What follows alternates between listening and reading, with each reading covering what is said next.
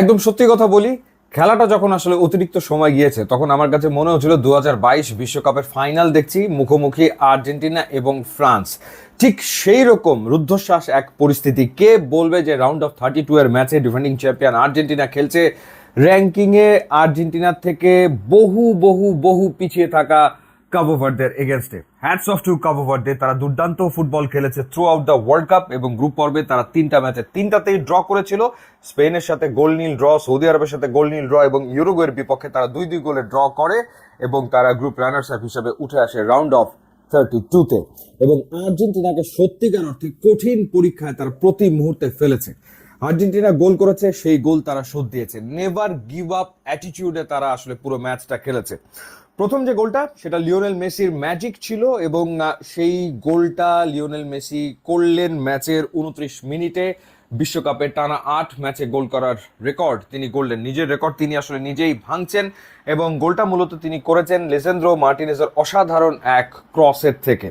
তো লিসেন্দ্রো মার্টিনেজ এই ম্যাচে আমার কাছে মনে হয়েছে তার বেস্ট পারফরমেন্স দিয়েছেন। শুধুমাত্র যে ডিফেন্স সামলেছেন তা না, তিনি আসলে একটা গোল তো অ্যাসিস্ট করেছেন এবং এর পরের গোলটা তার, অর্থাৎ 92 মিনিটে যখন অতিরিক্ত সময়ে খেলা চলে গেল তখন লিসেন্দ্রো মার্টিনেজ যে গোলটা করেছেন সেটাও সুপার গোল, দেখার মতো গোল, কোনো সন্দেহ এ ব্যাপারে নাই।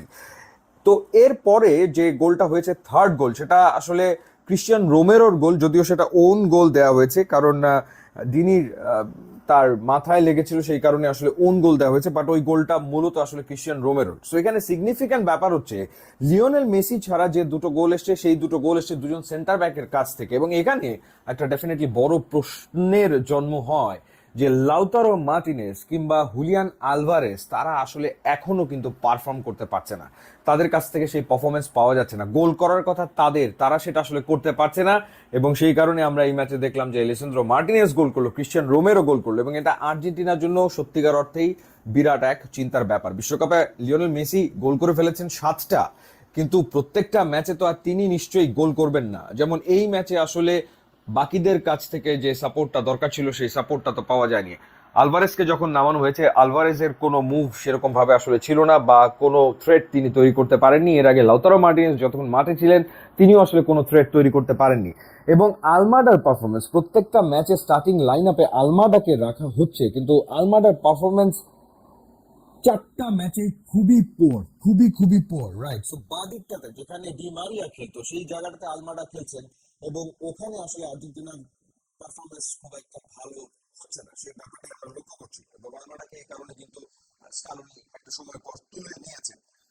এবার গোলগুলোর কথা যদি বলি, স্পেশালি যে সেকেন্ড গোলটা, লোপেজ যে গোলটা করলেন, ওয়াও! মাঠে নেমে ইয়াংস্টার যে গোলটা করেছেন, যে অ্যাঙ্গেলে শট নিয়ে তিনি আসলে এমিলিয়ানো মার্টিনেজকে বিট করেছেন, এক কথায় অসাধারণ। এবং ফ্রি কিক থেকে তিনি তো আরো একটা গোল প্রায় পেয়ে গিয়েছিলেন এমিলিয়ানো মার্টিনেজ, দারুণ দক্ষতায় সেটা তিনি ঠেকিয়েছেন। পরে এমিলিয়ানো মার্টিনেজ আরো একটা গোল ঠেকিয়েছেন, না হলে আবার স্কোর লাইন আসলে 3-3 হয়ে যায় এবং খেলা চলে যেত আসলে টাই ব্রেকারে। সো এমিলিয়ানো মার্টিনেজ দুর্দান্ত পারফর্ম করেছেন। যেই জায়গাগুলোতে আমার মনে হয় যে আর্জেন্টিনা প্রবলেম ফেস করছে সেটা হচ্ছে, আপনি পুরো ম্যাচে খেয়াল করে দেখবেন বা পুরো ওয়ার্ল্ড কাপে খেয়াল করে দেখবেন, আর্জেন্টিনা আসলে দুই উইং থেকে ডিবক্সে ক্রস করছে না। মানে উইং প্লে আর্জেন্টিনা সত্যিকার অর্থে নাই বললেই চলে। সো সব ম্যাচে তো ডেফিনেটলি লিওনেল মেসি বল নিয়ে ভেতরে ঢুকবেন এমনটা কিন্তু হবে না।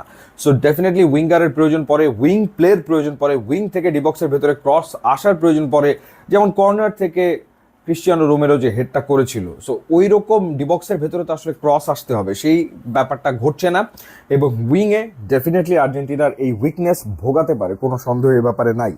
এবং এই ক্ষেত্রে এনজো ফার্নান্দেজের যে পারফরমেন্স এখন পর্যন্ত ওয়ার্ল্ড কাপে আমরা দেখছি, সেটাও আসলে খুব যে ভালো হচ্ছে ব্যাপারটা আসলে তা না।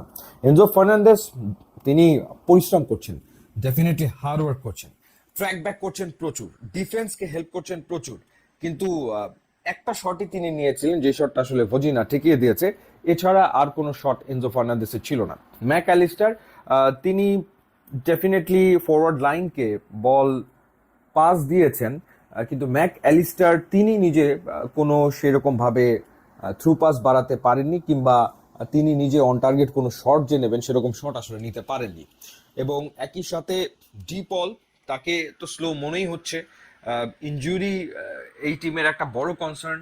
সেই জায়গাটাতে ক্রিশ্চিয়ান রোমেরো পুরো ম্যাচ খেলেছেন, লিসেন্দ্রো মার্টিনেজ পুরো ম্যাচ খেলেছেন, এবং আমরা মেদিনাকে দেখলাম যে তিনি মাঠ থেকে বেরিয়ে গেলেন খুঁড়িয়ে খুঁড়িয়ে, এবং একই সাথে মলিনা ছিলেন, তিনিও বেরিয়ে গেছেন। সো ইনজুরি একটা বিরাট কনসার্ন আর্জেন্টিনা টিমের জন্য। So wake up call for Argentina, যখন তারা রাউন্ড অফ 16-এ মাঠে নামবে তার আগে এটা একটা ওয়েক আপ কল। এখন দেখার ব্যাপার যে স্কালোনি কিভাবে করে এই ম্যাচ থেকে যে লার্নিং, শিক্ষা, যে ভুলগুলো আর্জেন্টিনা করেছে সেগুলো আসলে স্কালোনি কিভাবে শুধরে নেন। এবং আর্জেন্টাইন ফ্যানরা আই এম প্রিটি শিওর হাফ ছেড়ে বেঁচেছে, কারণ অপ্রত্যাশিত ছিল কাবো ভার্দে আর্জেন্টিনাকে এই পরীক্ষায় ফেলে দেবে, এইরকম টাফ টাইম দেবে, এতটা টাফ টাইম দেবে, এটা আসলে আমার মনে হয় যে আর্জেন্টাইন ফ্যানরা ভাবেনি বা চিন্তা করেনি। আমি নিজেও এরকমটা ভাবিনি। আমার কাছে মনে হচ্ছে আর্জেন্টিনা এই ম্যাচ 2-0 গোলে জিতে যাবে, 3-0 গোলে জিতে যাবে। But Cabo Verde played really well. Vozinha গোটা 3 গোল তো তিনি সেভ করেছেন। So definitely hats off to Cabo Verde. But defending champion Argentina world কাপে আছে, রাউন্ড অফ 16-এ তারা পৌঁছে গেছে, যেখানে তারা মুখোমুখি হবে ইজিপ্টের। ইউটিউব ইনস্টাগ্রাম লিঙ্ক দিয়ে আছে, আপনার যোগ দিলে খুবই খুশি হবো। And thanks for watching.